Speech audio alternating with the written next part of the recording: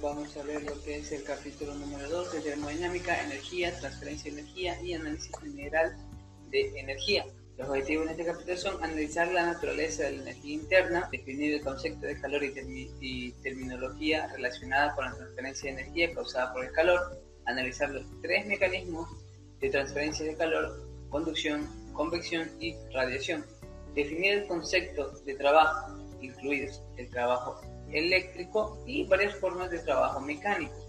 Introducir la primera ley de la termodinámica, balance de energía y mecanismo de transferencia de energía hacia o desde un sitio. Bueno, en esta introducción vamos a ver un par de ejemplos en el cual, como vemos en la imagen, imagina una habitación con puertas y ventanas cerradas a sí mismo con paredes aisladas. En el centro de la habitación se coloca un refrigerador conectado a un contacto y con la puerta abierta.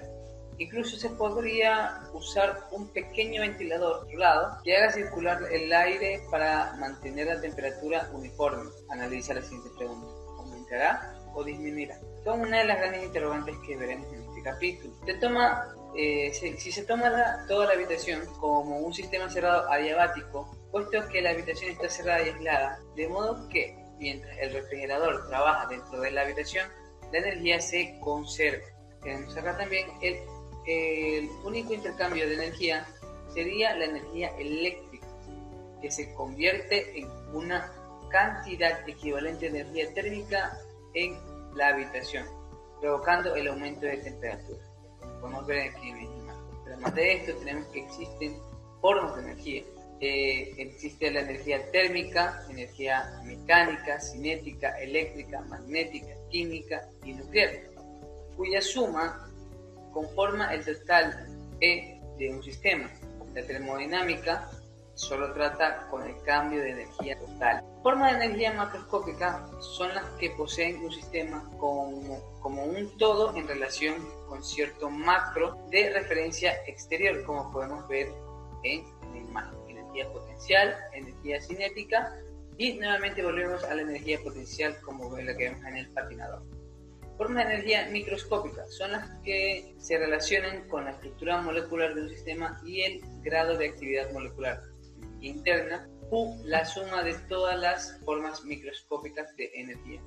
La energía macroscópica de un objeto cambia con la velocidad y la altura. Energía cinética, que es la energía que posee un sistema como resultado de su movimiento en relación con cierto macro de referencia. Energía potencial, la energía que posee un sistema como resultado de su incremento de altura en campo gravitacional. Aquí tenemos las fórmulas de la energía cinética: masa, que multiplica la velocidad al cuadrado sobre 2 y nos da a kilojoules. Energía potencial, que es la masa por la aceleración gravitacional y la altura del centro de la gravedad de un sistema, también en kilojoules. La energía total de un sistema consta solo de energía cinética potencial e interna y se expresa como la siguiente fórmula que vemos aquí. Y para esto nos dará en total energía sobre masa, kilojoules sobre kilogramos, la energía total por unidad de masa. También tenemos algunas consideraciones físicas de la energía interna, pero como podemos observar existen varias. Energía sensible: la proporción de la energía interna de un sistema relacionada con la energía cinética de las moléculas. Como podemos ver, energía sensible, como por ejemplo el cambio de las temperaturas. Energía latente: la energía interna relaciona con la fase de un sistema, cuando la temperatura es constante, es decir, no varía. Energía química interna relacionada con los elementos atómicos en una molécula. Energía química la podemos ver casi siempre porque lo usamos inclusive para cambiar el canal del televisor. Usamos el control remoto y dentro de ella están las pilas. Energía molecular: enorme cantidad de energía relacionada con los fuertes enlaces dentro de un núcleo del átomo. Como ya bien lo dice, nuclear pueden ser las bombas atómicas o los buques que actualmente funcionan con energía nuclear. Energía térmica es igual a energía sensible más energía latente, como por ejemplo hervir el agua, y también las chimeneas, es otro de los ejemplos que podemos dar energía interna, sensible, más latente, más química, más nuclear. Aquí podemos ver energía latente y energía sensible, como se podría decir de los ejemplos que di anterior. Energía química, que es cuando las partículas hacen un compuesto, y energía nuclear, que ya es como una bomba atómica. La energía interna de un sistema es la suma de todas las formas de energía microscópica. Las formas de energía que construyen la energía total de un sistema pueden estar contenidas o almacenadas en este. Así que es posible considerarlas como formas estáticas de energía. Las formas de energía no almacenadas de un sistema se consideran formas dinámicas de energía o interacciones de energía, posibles de reconocer cuando cruzan las fronteras del sistema y representan la energía de esta gana o pierde durante un proceso. Las únicas dos formas de interrelación de energía relacionadas con un sistema cerrado son las transferencias de calor y de trabajo. Una interacción de energía posee a una transferencia de calor si su fuerza impulsora es una diferencia de temperatura, de lo contrario es trabajo. En sí, ¿qué es calor? Es energía que se transfiere de un objeto a otro, así de simple. Como podemos ver, aquí tenemos otro ejemplo. Energía microscópica de las moléculas no giran en la rueda. Energía cinética macroscópica del giro de la rueda, como podemos ver aquí. Y tenemos un pequeño concepto de esta imagen. La energía cinética macroscópica es una forma organizada de energía y es mucho más útil que las energías cinéticas microscópicas desorganizadas de las moléculas. A continuación pasaremos con el siguiente tema. Energía mecánica.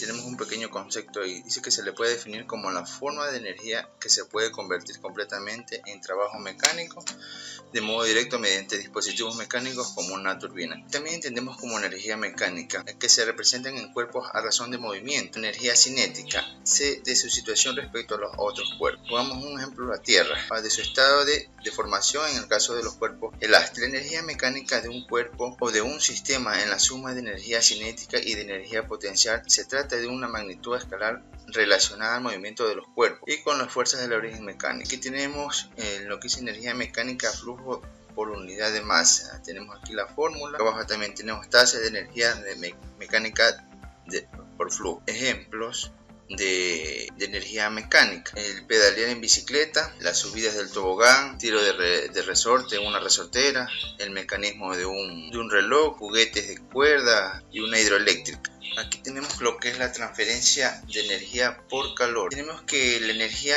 puede cruzar las fronteras de un sistema cerrado en las formas distintas a calor y trabajo. Tenemos aquí un ejemplo: el calor está en la superficie, el trabajo constante en la parte inferior, ¿verdad? Tenemos que el calor se define como la forma de energía que se transfiere entre los sistemas o entre un sistema y el exterior debido a una diferencia de temperatura. Aquí tenemos, por ejemplo, una soda que está a temperatura normal, a temperatura ambiente. Abajo tenemos 15 grados de temperatura, por ejemplo arriba tenemos 25 grados. La diferencia de temperatura es la fuerza motriz por las transferencias del calor. Mayor tasa de transferencia de calor. Tenemos aquí también la transferencia de calor hacia un sistema se conoce como adición de calor, mientras que el rechazo del calor de la transferencia de adentro hacia afuera. La energía se reconoce como transferencia de calor solo cuando cruza las fronteras a un sistema. Por ejemplo, aquí tenemos el caso de una papa horneada. Tenemos el aire de los alrededores, todo esto de aquí, y internamente en su función por fuera lo que es el calor. Aquí tenemos la energía, lo que son las temperaturas.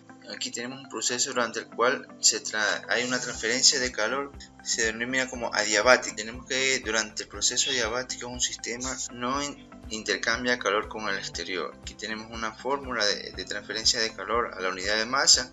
También tenemos aquí un ejemplo de mecanismo de transferencia de calor. Tenemos la conducción, la transferencia de energía de las partículas más energéticas a una sustancia. Tenemos también lo que es radiación, la transferencia de energía debido a la emisión de ondas electromagnéticas. Por ejemplo, aquí tenemos el hervor en una olla, o sea, tenemos una olla con agua hirviendo. Todo el fluido, la reacción que hace aquí, la evaporación. tenemos un grado alto de temperatura en la parte inferior de la olla y en la parte superior la condensación del mismo.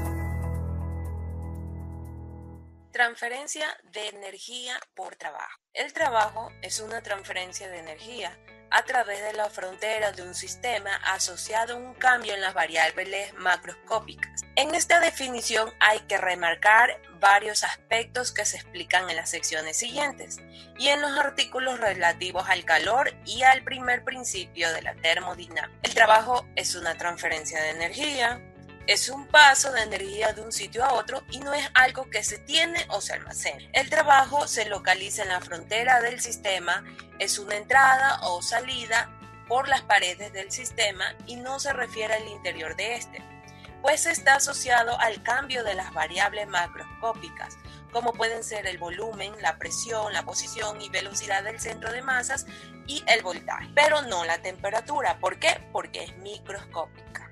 Pues bueno, se realiza trabajo cuando se acelera un objeto cambiando de velocidad. Por contra, si lo que se hace es aumentar la temperatura de un gas, incrementando la energía cinética de cada partícula, a este proceso lo llamamos calor. El convenio de signo formal. Aquí vemos que la transferencia de calor hacia un sistema y el trabajo hecho por sistema son positivos y la transferencia de calor desde un sistema y el trabajo hecho sobre un sistema son negativos. Pues bueno, aquí vemos las especificaciones de las direcciones de calor y trabajo. Y aquí también tenemos la fórmula que es el trabajo por unidad de masa. Como vemos, trabajo igual a potencia sobre masa, kilojoule sobre kilogramo. Calor versus trabajo. Hay similitudes y diferencias entre calor y trabajo. Calor y trabajo, como vemos, son ambos fenómenos transitorios. Porque los sistemas nunca tienen calor o trabajo, pero cualquiera o ambos cruzan los límites del sistema cuando éste sufre un cambio de estado. Ambos, calor y trabajo, son fenómenos de límite. Ambos se observan solamente en los límites del sistema y ambos representan la energía que cruza el límite del sistema. Ambos, calor y trabajo, son funciones de trayectoria y diferenciales inexactas. Aquí vemos las fórmulas que son las propiedades. Son funciones punto que tienen diferenciales y la otra son las funciones de trayectoria que tienen diferencias inexactas. Trabajo eléctrico. Trabajo eléctrico. En un campo eléctrico, los electrones en un alambre se mueven por efecto de una diferencia de potencia eléctrico, por tanto realiza trabajo. Bueno, aquí vemos las fórmulas. Trabajo eléctrico es igual a diferencia de potencia y N, que es la carga eléctrica. Potencia eléctrico, que es igual a trabajo eléctrico, que es igual a potencia por corriente. Cuando la diferencia de potencia como corriente varían con el tiempo, utilizamos esta fórmula. Si tanto la diferencia de potencia o también potencia como corriente permanece constante el intervalo de tiempo delta T, la ecuación se reduce a trabajo eléctrico, que es igual a potencia por corriente por delta T. Formas mecánicas del trabajo. Aquí utilizamos la fórmula de trabajo, que es igual a fuerza por segundos, que es una fuerza que actúa a lo largo de una instancia, y si la fuerza no es constante, utilizamos. Hay dos requisitos para que se presente una interacción de trabajo entre un sistema y el exterior. Vemos aquí que se debe hacer una fuerza que actúe sobre los límites y ésta debe de moverse. Aquí vemos esta cajita que se mueve debido a la fuerza que nosotros le proporcionamos, una fuerza aplicada, y la distancia recorrida, que es S. Si no hay movimiento, no se realiza trabajo.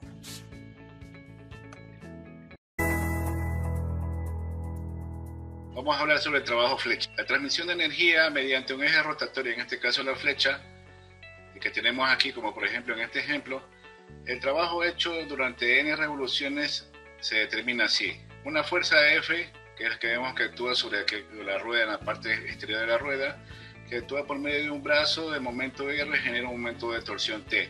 Como vemos aquí en la rueda, vemos un radio que tiene un radio R minúscula.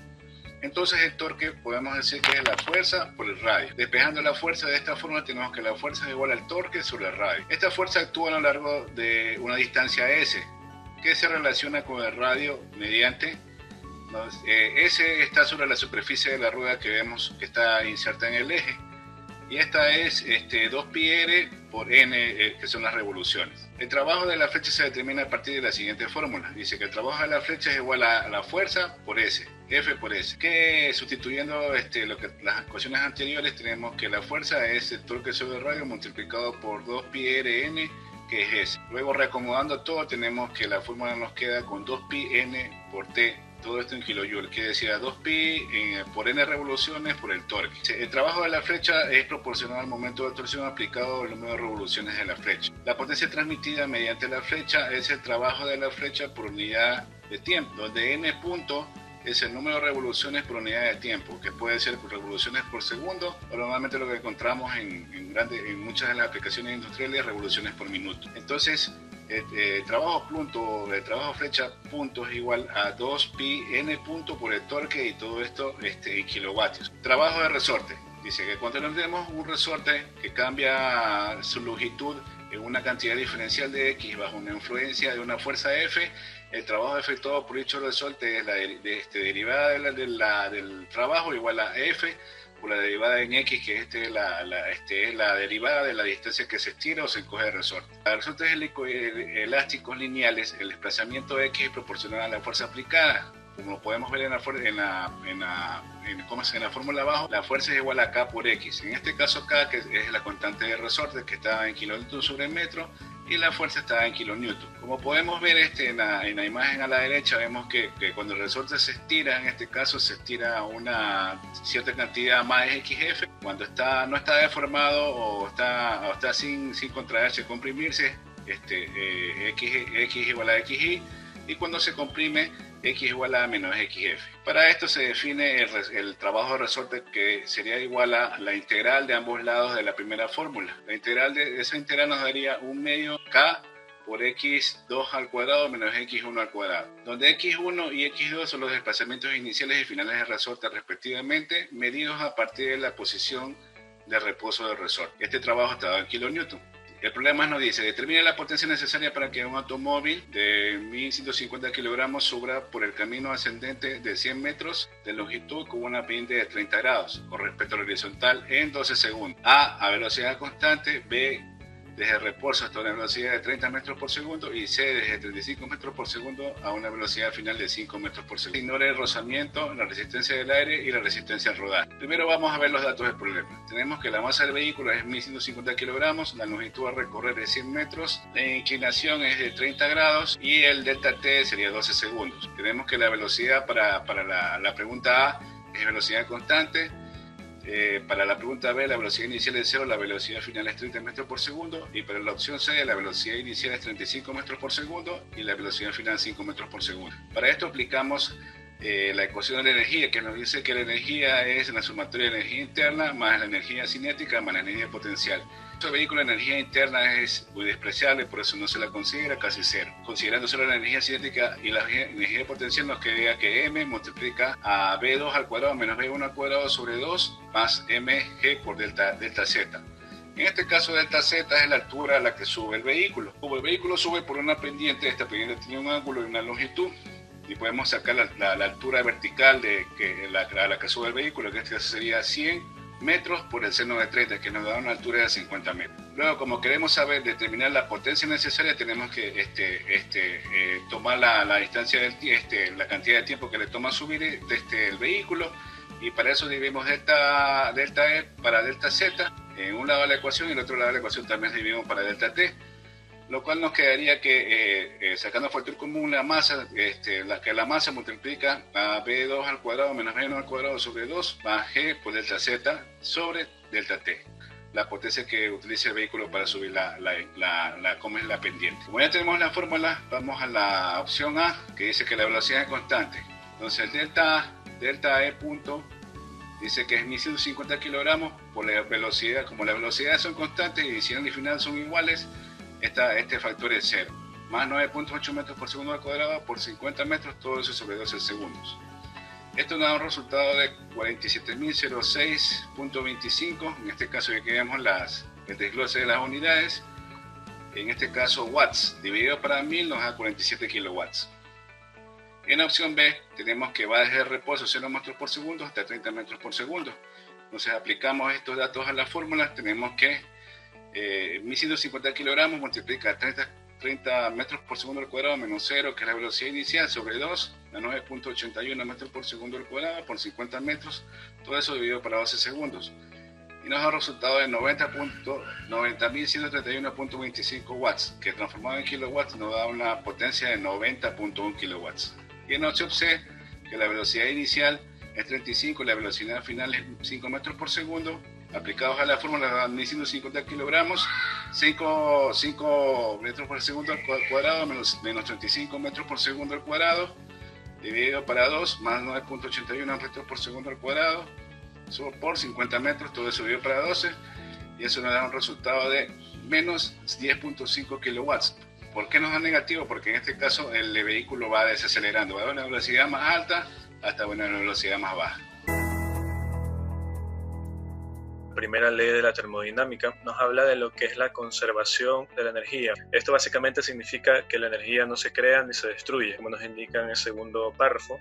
La energía no se puede crear ni destruir durante un proceso, solamente puede cambiar de forma. La primera ley se podría explicar fácilmente como cuando uno da calor a una taza de café y luego la pone en un ambiente, a medida que esta taza de café va perdiendo calor, pues el ambiente a su alrededor va ganando ese calor. Eso significa que esa energía nunca se perdió, simplemente se cambió de lugar o se transfirió, mas no desapareció. La primera ley aplica para todos los procesos adiabáticos entre dos estados determinados de un sistema cerrado. El trabajo neto realizado es el mismo sin importar la naturaleza del sistema cerrado ni los detalles del proceso. Como pueden ver en la parte de abajo tenemos el ejemplo de una olla de agua donde tiene una cubo de entrada, o sea, calor de entrada de 15 kilojoules, mantiene 12 kilojoules en su interior y el calor de salida es de 3 kilojoules. Se mantiene siempre en el proceso los 15 kilojoules. En ausencia de interacciones de trabajo, el cambio de energía de un sistema es igual a la transferencia neta del calor.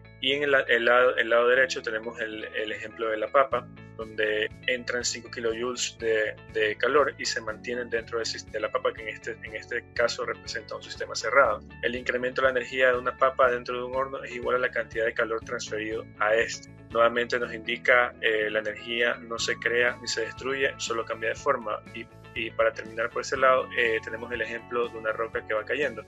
Al inicio tiene una energía de 10 kilojoules, pero cuando va cayendo, esta se reparte entre 7 y 3 kilojoules. Tenemos lo que es el balance de energía. El principio de conservación de energía nos indica que un cambio o de un aumento o disminución de energía dentro de un sistema durante un proceso es igual a la diferencia de la energía total que entra y la energía total que sale durante el proceso. Como se ve aquí, tenemos energía total que entra al sistema, energía total que sale del sistema y al final tenemos un cambio de la energía total del sistema. Este sería el delta E. El incremento de energía en un sistema de delta E cerrado. Para incrementar el cambio de energía en un sistema durante un proceso, se requiere evaluar la energía del sistema al principio y al final del proceso y encontrar su diferencia. Como podemos ver en la parte de abajo, un incremento de energía es igual a la energía del estado final menos la energía del estado inicial. Como podemos ver, delta energía del sistema es igual a la energía final menos energía inicial, o en este caso E2 menos E1. Cambios de energía en un sistema pueden ser cero si el estado no se modifica durante el proceso. También es posible que exista energía de numerosas formas. Por ejemplo, energía cinética,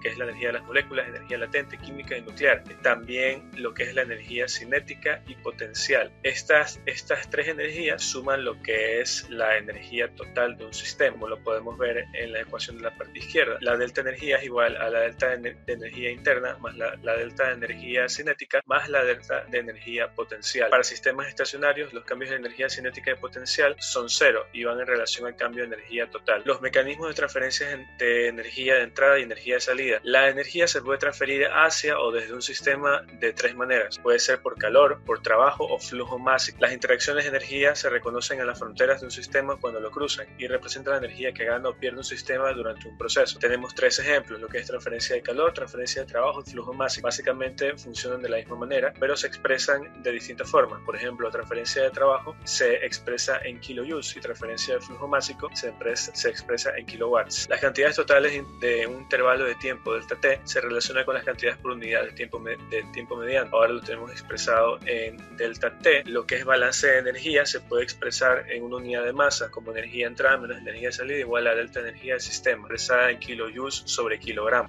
El balance de energía se puede expresar también en forma diferencial. Un diferencial de energía de entrada menos un diferencial de energía de salida igual a un diferencial de energía del sistema. Cuando un sistema cerrado no tiene flujo másico en sus fronteras, el balance de energía para un ciclo se expresa en términos de interacciones de calor y trabajo, como trabajo neto de salida igual a calor neto de entrada o trabajo punto neto de salida igual a calor punto neto de entrada. Esto es lo que nos representa en un ciclo. Ahora vamos a hablar sobre la eficiencia en la conversión de energía. La eficiencia es uno de los términos más utilizados en la termodinámica, en el cual nos indica que también se realiza un proceso de conversión o transferencia de energía. El desempeño o la eficiencia se expresa en términos de la salida deseada y la entrada requerida, en el cual lo podemos visualizar en la siguiente fórmula como desempeño o eficiencia es igual a la salida deseada sobre la entrada requerida. Un ejemplo que podemos ver al cotidiano es en las casas en el cual se puede utilizar calentadores de agua, en el cual si se acude a una tienda a comprar un calentador de agua, el vendedor le dirá que la eficiencia de uno eléctrico es alrededor del 90% y la eficiencia de estos es alrededor del 100%, debido a que convierten en energía térmica toda la energía eléctrica que consume. El vendedor aclararía todo esto si explicara que las pérdidas de calor del depósito de agua caliente al aire circulante equivalen al 10% de la energía eléctrica consumida, y que la eficiencia de un calentador de agua se lo puede definir con los términos o la relación entre la energía que el agua caliente entrega a la casa y la energía suministrada al calentador de agua. Podemos visualizar el tipo de calentador que se puede utilizar y su tipo de eficiencia. Podemos ver de un gas ordinario y que su tipo de eficiencia puede ser un 55%, el de gas con alta eficiencia un 62%, y aquí como estamos viendo el ejemplo anterior de explicación que decía que un eléctrico ordinario, no normal, que tiene una eficiencia alrededor del 90%, a cambio un eléctrico de alta eficiencia está alrededor del 100%. En este caso podemos visualizar de un 94% representados de calentadores de agua ordinaria. Bien, la eficiencia de equipo que quema combustible se basa en el poder calorífico que este de aquí puede liberar, en el cual es la cantidad de calor liberada cuando se quema por completo por una unidad de combustible y los productos de combustión que se enfrían a la temperatura ambiente. ¿Ya? Entonces la eficiencia de la combustión es igual a la cantidad de calor liberado durante la combustión sobre el poder calorífico del combustible quemado. Como podemos ver, está ahí representado por la siguiente fórmula, que es la de calor sobre HB. El HB estará representado por el poder calorífico del combustible quemado. Ya, el poder calorífico de un combustible será diferente dependiendo de si el agua en los productos de combustión se lo puede hallar de manera líquida o de vapor. El poder calorífico se lo puede denominar de las siguientes formas, en LHB o en HHB. En lo que va en el LHB es cuando el agua sale como vapor y es el poder calorífico inferior, y en cambio cuando se basa en el HHB es cuando el agua en los gases de combustión se condensa por completo y se lo considera como el poder calorífico inferior. Podemos visualizar en lo que es la parte del gráfico de la cámara de combustión, en este caso estamos utilizando lo que es la gasolina, y pueden tener que en una entrada tiene lo que es el aire y en la otra entrada tienen 1 kilogramo de gasolina con una temperatura en ambas de 25 grados centígrados, y hay un proceso de combustión en el cual los gases de combustión, como pueden ver, y se puede visualizar que tienen un LHB, en el cual se trata de decir que tiene un poder calorífico inferior. En este caso nos da como 44.000 kilojoules sobre kilogramo. En la tabla que tenemos al lado podemos ver los siguientes materiales, en este caso de gasolina, petróleo, gas natural, carbón. Todos estos de aquí también tienen su poder calorífico tienen su eficiencia de combustión, que pueden tener su poder calorífico superior e inferior. La eficiencia de los sistemas de calefacción de edificios residenciales y comerciales se le expresa comúnmente con los términos de la eficiencia anual de la utilización de combustible, o también en los términos de AUC, en lo cual representa la eficiencia de combustión y otras pérdidas como las de calor en áreas que no son calentadas. En este caso puede ser de encendido y de enfriamiento. Los términos que se tienen indican que la mayor parte de los nuevos sistemas de calefacción es aproximadamente de un 85% de eficiencia, y mientras que algunos sistemas viejos, su sistema de eficiencia, en este caso su porcentaje, es inferior al 60%. Un generador que se conoce, uno puede ser uno industrial, uno que se utiliza en hospitales, empresas, dispositivos que convierte la energía mecánica en energía eléctrica, y su efectividad se caracteriza por la eficiencia del generador, que es la relación entre la salida de potencia eléctrica y la entrada de la potencia mecánica. Entonces también podemos visualizar que la eficiencia térmica, en el cual puede ser de una central eléctrica, que se lo puede definir la relación entre la salida neta de trabajo en la flecha de la turbina y la entrada de calor al fluido de trabajo. Podemos ver la eficacia de diferentes eficiencias en la parte de iluminación, que también son de otros tipos de materiales que tienen entre 40 y un 87%, por ejemplo, el fluorescente, el compacto, el de tubo de un 60-120% de eficiencia. Los efectos de otros factores se incorporan mediante la definición de una eficiencia global para la central eléctrica, en este caso, que a partir de la relación entre la salida neta de trabajo eléctrico y la tasa de entrada de energía del combustible.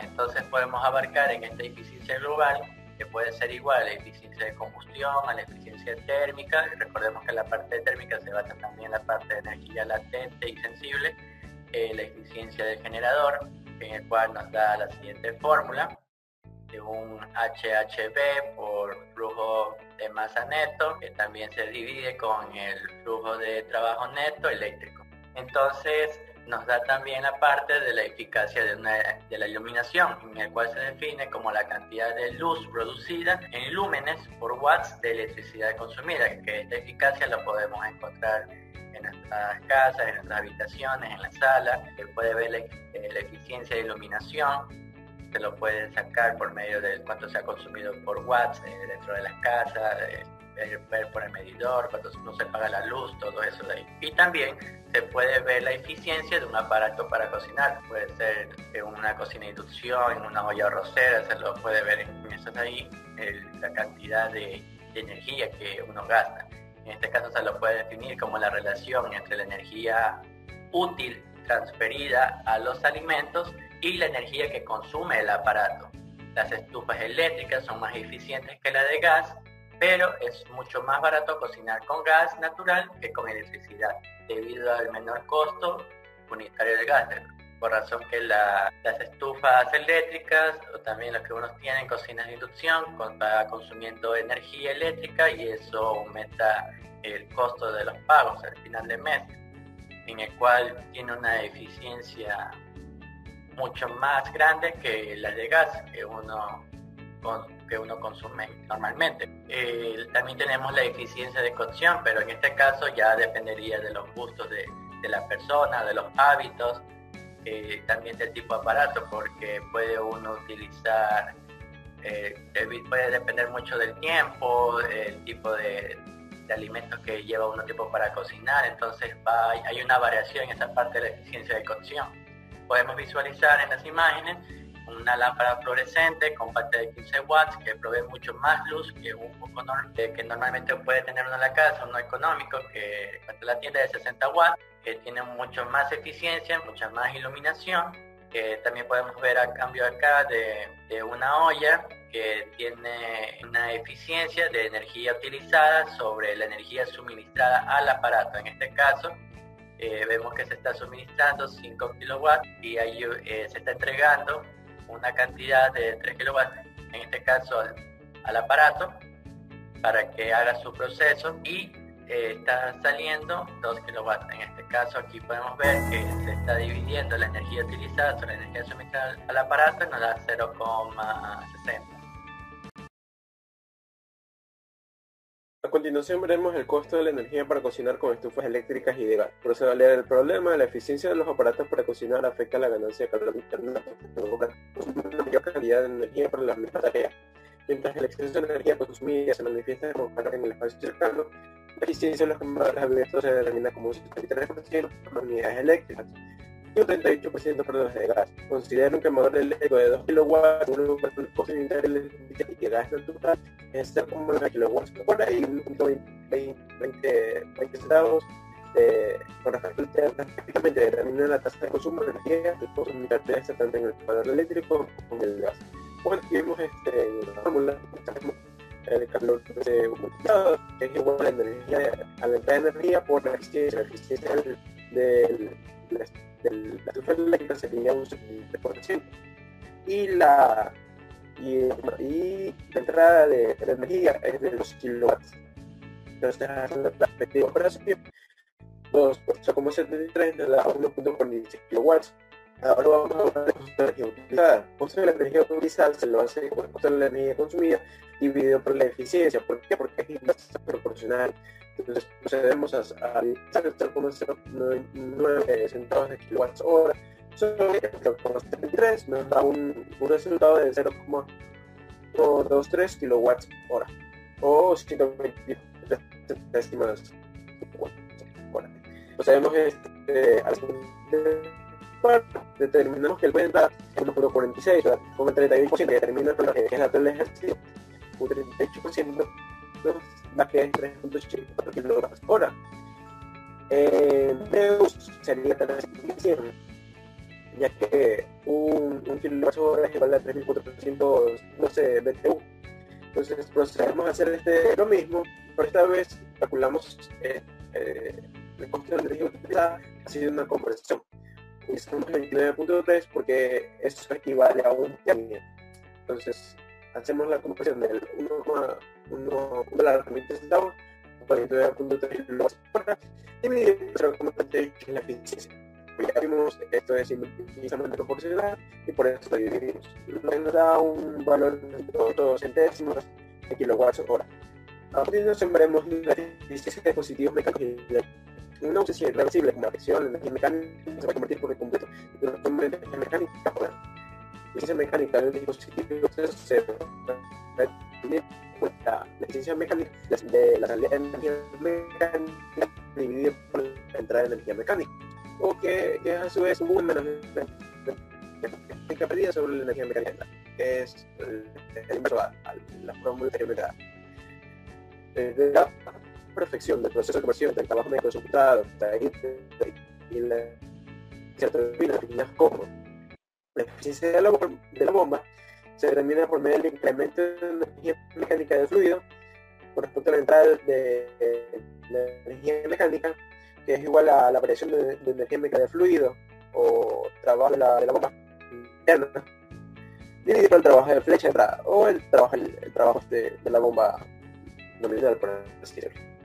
Asimismo vemos que la probabilidad de la energía mecánica del fluido se determina con una simple resta de la energía mecánica salida menos la energía mecánica entrada. El comentario nos dice que es la tasa de incremento de la energía mecánica fluida, del cual equivale la potencia del bombeo útil suministrar al fluido. Asimismo procedemos con la eficiencia de la turbina, que no es más que la energía mecánica dividida por la distribución de energía mecánica del fluido. Asimismo el trabajo de la flecha de salida, con respecto de que también se puede determinar como el trabajo.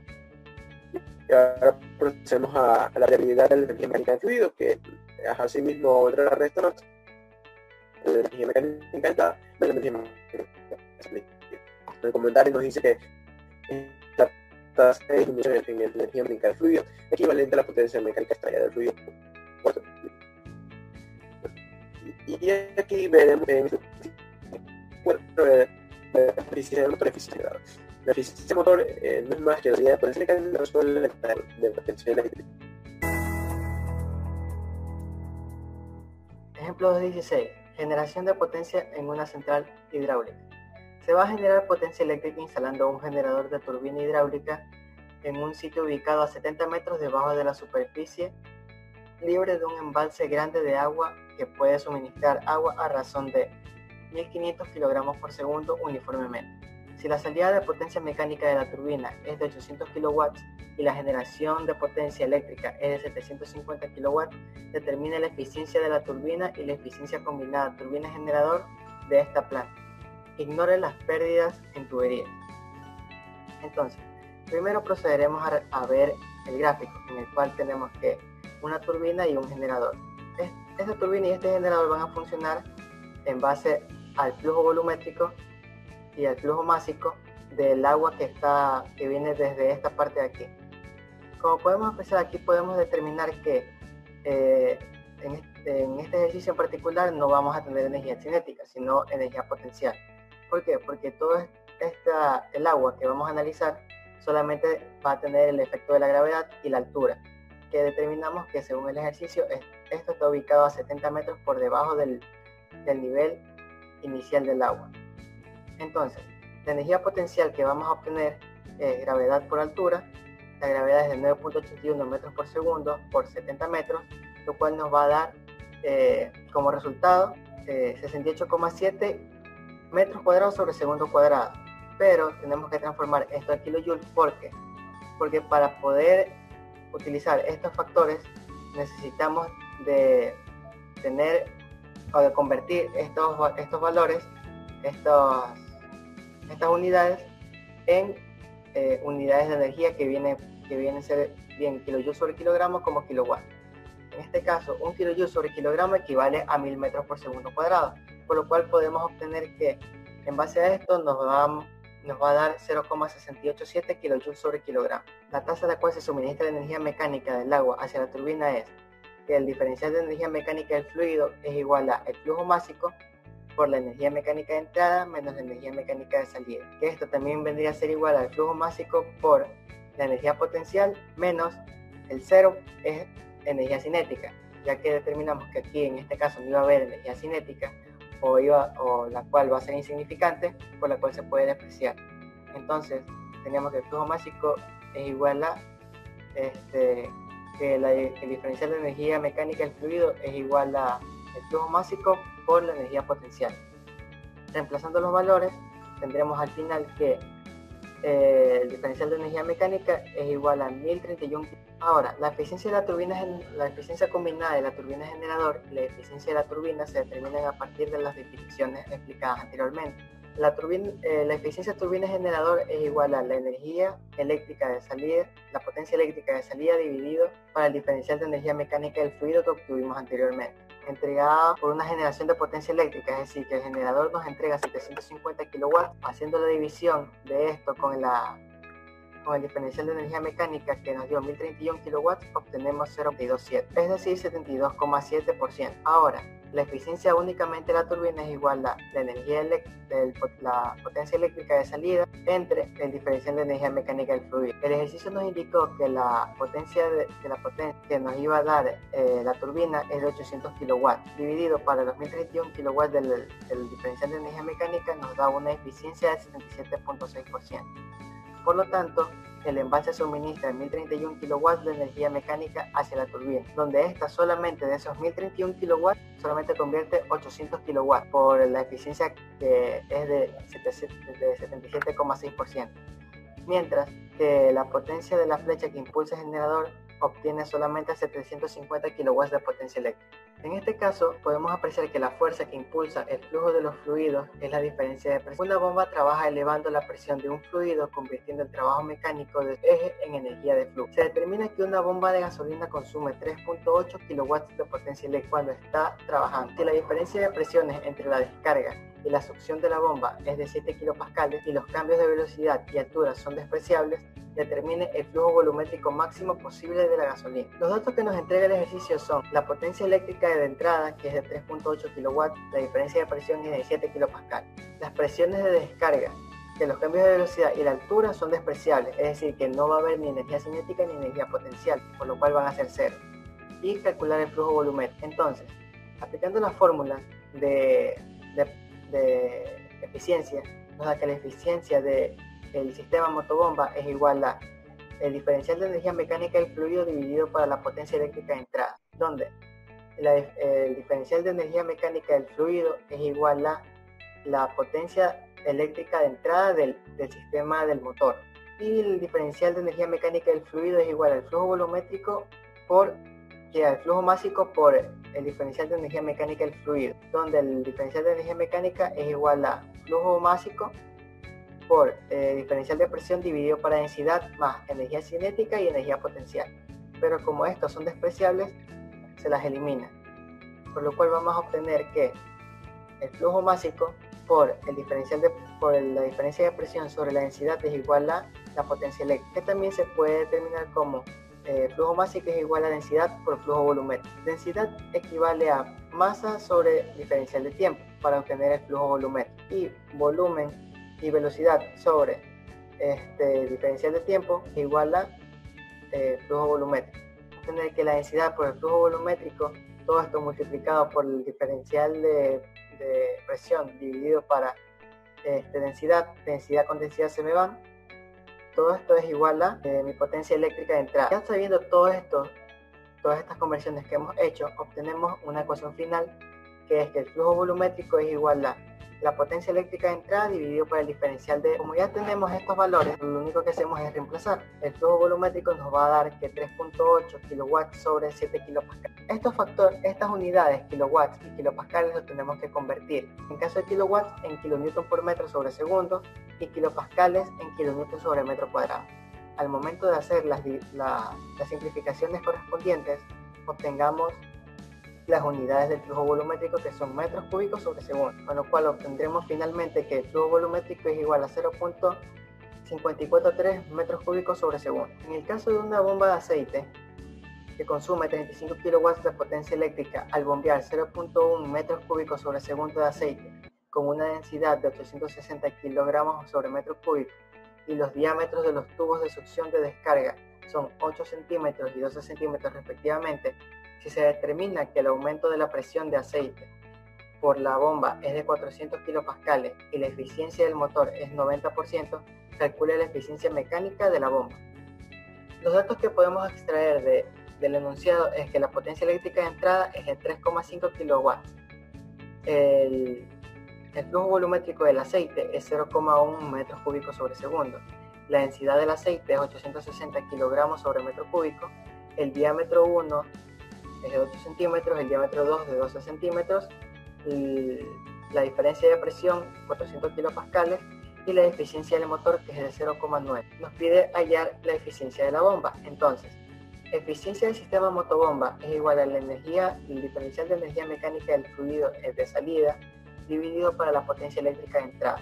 La eficiencia del sistema motobomba es igual a eficiencia de la bomba, simplificando, eficiencia de la bomba es igual a energía mecánica, diferencial de energía mecánica del fluido sobre la eficiencia del motor por la potencia eléctrica de entrada, donde la eficiencia de la bomba obtenemos que, como dijimos anteriormente, el diferencial de energía mecánica del fluido equivale también a flujo másico, que multiplica al diferencial de presión dividido para la densidad más velocidad final al cuadrado menos velocidad inicial al cuadrado dividido para 2 más gravedad por altura. Esto de aquí se deriva de la energía cinética y la energía potencial. Todo esto dividido para la eficiencia del motor por la potencia eléctrica de entrada. O sea, las velocidades las podemos extraer de las ecuaciones del flujo volumétrico. ¿Por qué? Porque el flujo volumétrico es igual a velocidad por área transversal. El área transversal, en este caso, como tenemos entendido que son tubos, al hacer un corte viéndolo desde la parte de arriba, vemos que el tubo es circular. Entonces, el área transversal es el área de un círculo. Por ende, área es igual a pi por diámetro al cuadrado sobre 4. Despejando velocidad, tenemos que 4 veces el flujo volumétrico dividido para pi por diámetro al cuadrado.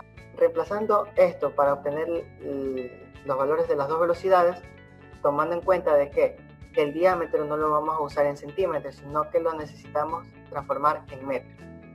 Es decir, que 8 centímetros vendría a ser equivalente a 0,008 metros elevado al cuadrado, y en la velocidad final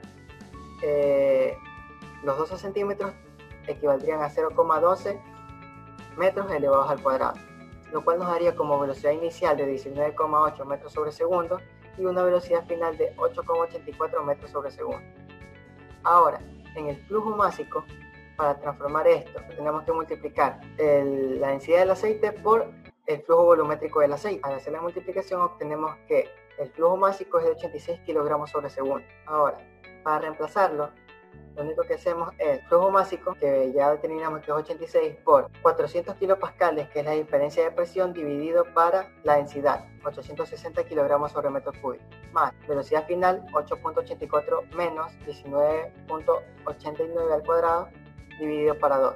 Esta parte de aquí la tenemos que hacer un paréntesis. ¿Por qué? Porque esta conversión nos da metros cuadrados sobre segundo cuadrado. Como ya dijimos que en eficiencia, tanto en eficiencia como en potencia, tenemos que transformar estas unidades en su equivalente de energía, que vendría a ser para metros cuadrados sobre segundo cuadrado, kilojoules sobre kilogramo. Por lo cual, haciendo la conversión respectiva, tenemos que la potencia de la bomba es igual a 86 por 400 dividido para 860, más 8.84 al cuadrado menos 19.89 al cuadrado dividido para 2000, todo esto dividido para 0.9, que es la eficiencia del motor, por 35, que es la potencia eléctrica de entrada. Realizando los cálculos respectivos y la conversión que tenemos que realizar, la parte inicial donde tenemos el diferencial de presión sobre la densidad, tenemos que hacer una conversión para transformar esos kilopascales en kilojoules sobre kilogramo, ¿ya? Por lo cual obtendríamos al final